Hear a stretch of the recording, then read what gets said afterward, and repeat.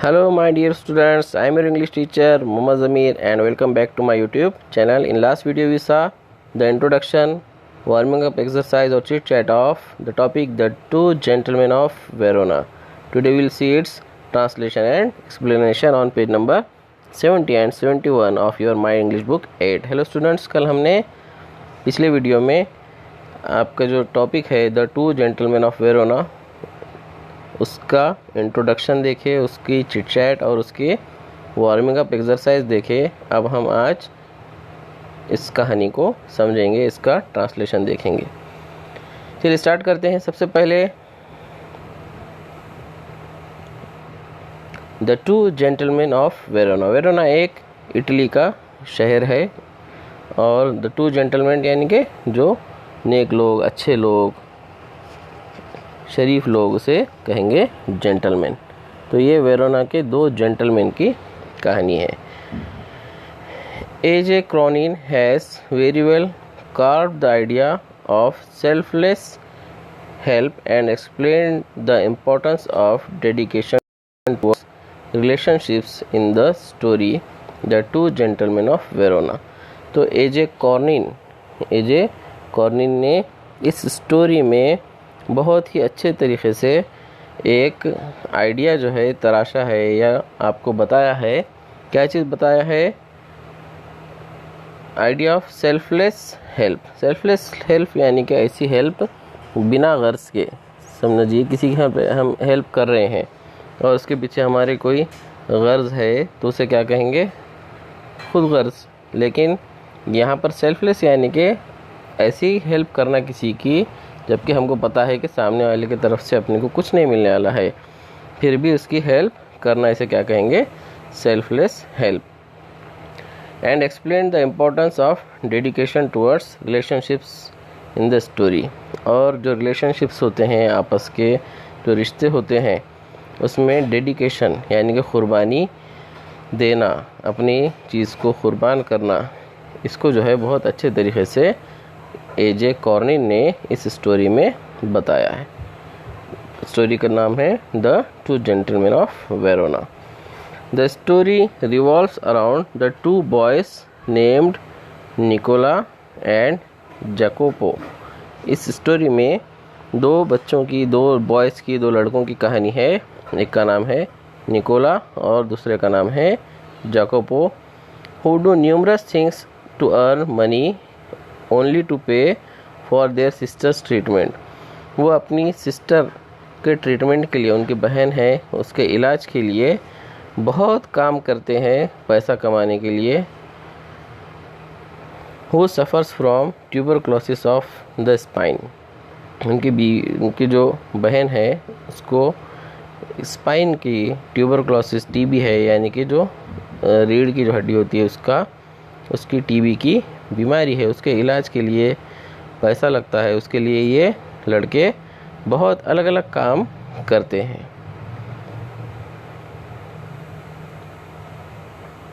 चलिए साइड में हम देखते हैं। कार्व एन आइडिया तराशना मतलब क्रिएट और एस्टेब्लिश एन आइडिया, एक आइडिया तैयार करना या पेश करना। Question number 1, what is the story about. Story के बारे में है। Answer, the story is about two boys who do numerous things to earn money to pay for their sisters treatment। ये स्टोरी दो लड़कों के बारे में है जो पैसा कमाते हैं, बहुत मेहनत करते हैं, किसके लिए? अपनी बहन के ट्रीटमेंट के लिए। उसके बाद चलिए आगे देखते हैं। The story begins with the narrator driving down the foothills of the Alps। कहानी की शुरुआत होती है जब जो नैरेटर है, जो कहानी बोलने वाले हैं, जो लिखने वाले हैं, वो क्या कर रहे हैं? पहाड़ से नीचे ड्राइव करते हुए जा रहे हैं। फुट हिल्स ऑफ द एल्प यानी कि पहाड़ का जो नीचे का दामन होता है वहाँ पे। एल्प्स ये एक पहाड़ी इलाका है, यूरोप के पहाड़ों का एक सिलसिला है। Here is when he first encounters the two brothers selling wild strawberries. यहीं पर पहली बार जो उनका इनकाउंटर होता है, इनकाउंटर मतलब वो नहीं गोली मारने का इनकाउंटर, ये है यहाँ पे मतलब मुलाकात होना। तो यहाँ पर पहली बार जो नैरेटर है उनकी मुलाकात होती है दो भाइयों से सेलिंग वाइल्ड स्ट्रॉबेरीज, जो क्या बेच रहे थे, जंगली स्ट्रॉबेरीज बेचते हुए उनको रास्ते पे नज़र आते हैं। Even after the driver forbids the narrator to buy the wild fruits, he buys the biggest basket and drives towards the town. हालांकि जो ड्राइवर है वो फॉरबिड्स यानी कि मना करता है। ड्राइवर क्या करता है, मना करता है नरेटर को कि ये जो वाइल्ड स्ट्रॉबेरीज है वो मत लो, लेकिन फिर भी जो नरेटर है वो क्या करते हैं, एक सबसे बड़ी जो बास्केट होती है वो ख़रीदते हैं और ड्राइव टूवर्ड्स द टाउन, और शहर की तरफ बढ़ जाते हैं ड्राइविंग करते हुए। This scene emphasises on the first step of growing intimacy between the narrator and the two boys. तो ये पहला ही सीन जो है इसमें क्या करता है, एम्फसाइजेस यानी कि ज़ोर देता है इस सीन में, intimacy between the narrator and the two boys. Intimacy यानी कि करीबी ताल्लुक़। यहाँ पर इस पैराग्राफ में पता चलता है कि किस तरीके से उन लड़कों के बीच में और जो नरेटर के बीच में है उनके बीच में अच्छे ताल्लुक़ात, अच्छे रिश्ते बनना यहाँ से शुरू होते हैं। उसके बाद चलिए साइड के क्वेश्चन देख लेते हैं। How does the narrator meet the two brothers. Narrator उन दो भाइयों से कैसे मिले। Answer, the narrator driving down the foothills of the Alps when he met the two brothers who were selling wild strawberries. Narrator drive करते हुए पहाड़ से, एल्प्स के जो पहाड़ी है वहाँ से नीचे उतर रहे थे, वहाँ पे रास्ते में उनको दोनों भाई मिले जो वाइल्ड स्ट्रॉबेरीज बेच रहे थे। अब यहाँ पे कुछ वर्ड्स मीनिंग है। Encounter, meet, face to face, unexpectedly, अचानक से आमने सामने आ जाना, मुलाकात होना। फॉरबिड्स, डिसअलाउ यानी कि इजाज़त नहीं देना या रोकना, उसे कहेंगे फॉरबिड। उसके बाद एम्फसाइज, स्ट्रेस अपॉन यानी कि ज़ोर देना। इंटीमेसी, क्लोज रिलेशनशिप, करीबी ताल्लुक़ को कहेंगे इंटीमेसी। चलिए उसके बाद नेक्स्ट देखते हैं हम। Next day the boys are found shining shoes in the public square. अगले दिन देखते हैं नरेटर के जो लड़के हैं वो चौराहे पर जूते पॉलिश कर रहे हैं। दिस अमेजेस द नरेटर, ये देख के नरेटर और हैरत में पड़ जाते हैं। पहले देखे उन्होंने कि बच्चे जो है वो लड़के स्ट्रॉबेरीज बेच रहे थे, आज वो शू पॉलिश कर रहे हैं। This is when they reveal the fact that they do numerous kinds of things to earn money. इसी से ये रिवील यानी कि शो दिखाते हैं या पता चलता है। तो ये देख के सबसे पहले नरेटर को पता चलता है कि ये जो लड़के हैं वो पैसा कमाने के लिए बहुत अलग अलग काम करते हैं। Here the narrator is shown to develop a soft corner for them in his heart. यहाँ पे इस पैराग्राफ में जो दिखाया गया है कि नरेटर के दिल में उन बच्चों के लिए थोड़ा सा सॉफ्ट कॉर्नर यानी कि रहम या मोहब्बत पैदा होती है। He finds them to be innocent. उनको पता चलता है कि ये बच्चे कैसे हैं, बिल्कुल इनोसेंट है, सीरियस है, प्लेजेंट है एंड अर्नेस्ट, और मेहनती है, कमाने वाले है, सीरियस है और मासूम है, ये पता उनको चलता है। चलिए आगे देखते हैं। The boys are very useful to the narrator. वो लड़के नरेटर के बहुत काम में आते हैं। They are very willing to satisfy all the narrator's requires. और नरेटर को जो भी चीज़ की ज़रूरत होती है, जो भी काम होता है, वो उसका काम करने के लिए बहुत अंदर से अपने दिल से ख्वाहिश रखते हैं। जो भी काम होता है वो झट से पूरा कर देते हैं। They are also found selling newspapers by the narrator one stormy night. एक रात नरेटर ने देखा कि एक तूफ़ान भरी रात थी, फिर भी उसमें भी वो लड़के क्या कर रहे थे, न्यूज़पेपर बेच रहे थे। One day when the narrator asks if he can help them in any, they say they will be very grateful if they get a lift to the nearby village पोलेटा। एक दिन नरेटर पूछता है कि मैं भी आपकी कुछ मदद करना चाहता हूँ, क्या मैं कुछ आपकी हेल्प कर सकता हूँ? तो लड़के कहते हैं कि ठीक है, आप हमको क्या कीजिए, एक करीब का जो गांव है पोलेटा, वहाँ तक लिफ्ट दीजिए, हमको लेकर जाइए साथ में। Although it doesn't come in the narrator's way, he takes them there। हालांकि ये गांव जो है वो नरेटर के रास्ते में नहीं पड़ता, लेकिन फिर भी नरेटर को वहाँ लेकर जाते हैं। The boys get down in a building and ask the narrator to wait in a nearby cafe। वो लड़के गाड़ी से उतर जाते हैं और एक बिल्डिंग में जाते हैं और नरेटर को कहते हैं कि यहाँ करीब में जो कैफ़े है वहाँ पर आप बैठकर इंतज़ार कीजिए until they return within an hour, और हम 1 घंटे के अंदर वापस आएंगे। चलिए साइड का क्वेश्चन देखते हैं हम यहाँ पे पहले।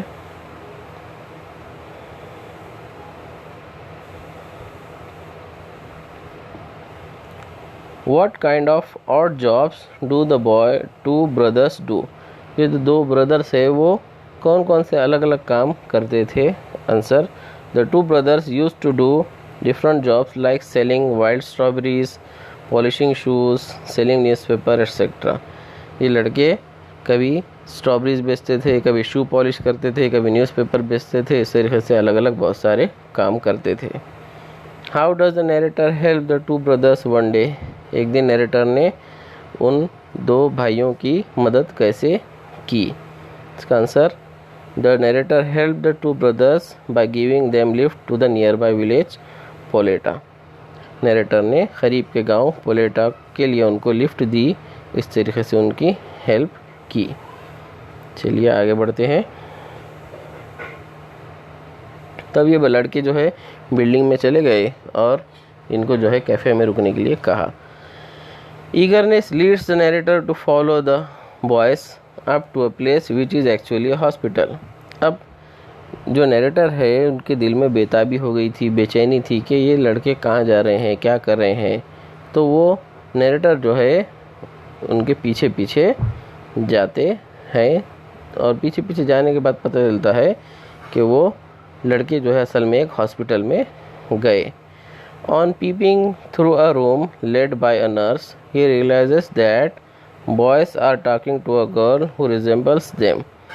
अब वहाँ से वो झांक कर देखते हैं जहाँ पर एक नर्स होती है उस रूम में, और वहाँ पर उनको एक लड़की से वो दोनों बात करते हुए नज़र आते हैं, जो लड़की दिखने में रिजेंबल्स यानी कि उनके जैसी ही नज़र आती है, उनसे मिलती जुलती है।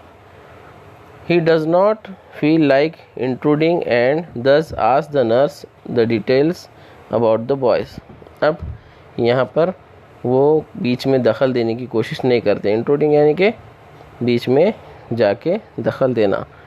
यहाँ पे दिया इंट्रूड के मानी come to a place where one is uninvited, बिना कहे बीच में चले जाना, बिना इजाज़त के। तो नरेटर नहीं चाहते थे कि वो बिना इजाज़त के जो है वहाँ पर जाएं। तो वो क्या करते हैं, जो नर्स होती है उससे उन लड़कों के बारे में डिटेल पूछते हैं। This is when the nurse tells him their heart rending story.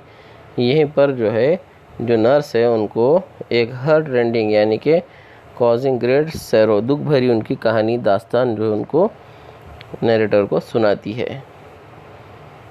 क्या सुनाती है दास्तान? About their father being killed in a war, कि उनके जो फादर है इन लड़कों के वो एक वार में, एक जंग में मारे गए। And their home being destroyed in the वार, और उस जंग में ही इनका जो घर है वो भी पूरा डिस्ट्रॉय हो गया, बर्बाद हो गया। And their sister suffering from tuberculosis, और उनकी जो बहन है वो ट्यूबरक्लोसिस से, टीबी की बीमारी से जूझ रही है। द ब्रदर्स लिव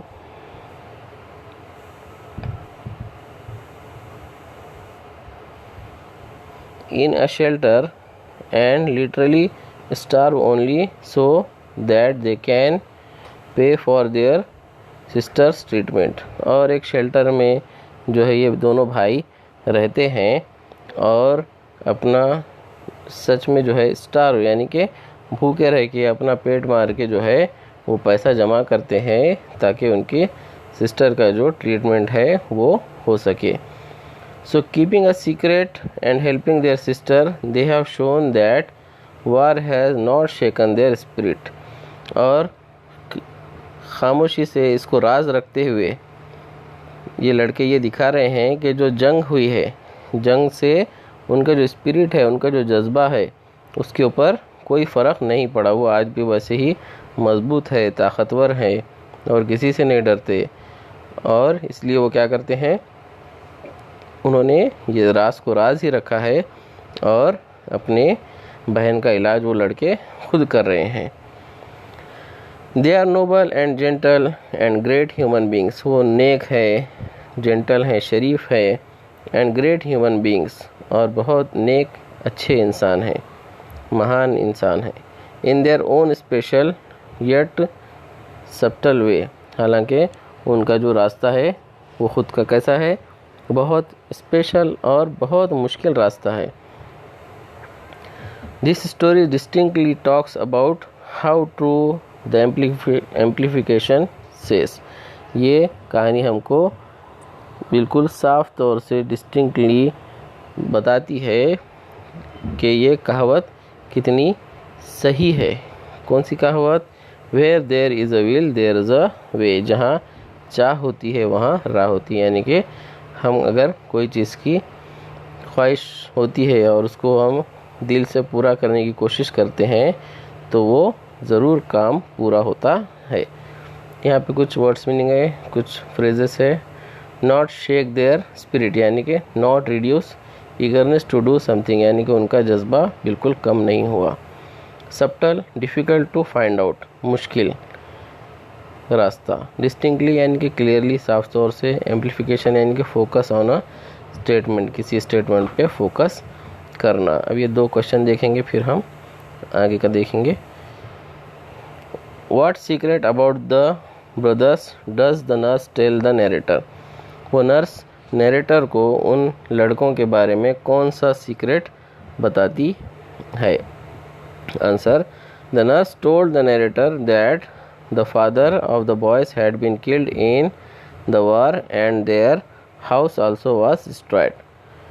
नर्स ये सीक्रेट बताती है कि उनके फादर एक वार में जो है किल हो गए थे और उनका घर भी डिस्ट्रॉय हो गया था, और and their sister was suffering from TB, tuberculosis। इसके बाद explain the proverb where there is a will there is a way। इस proverb को, इस कहावत को explain करो। तो इसका आंसर है it means if we are determined to do something।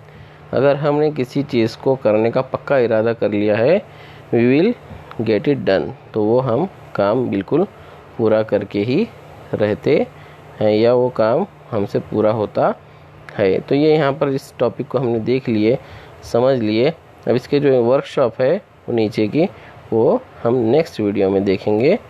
Thank you very much.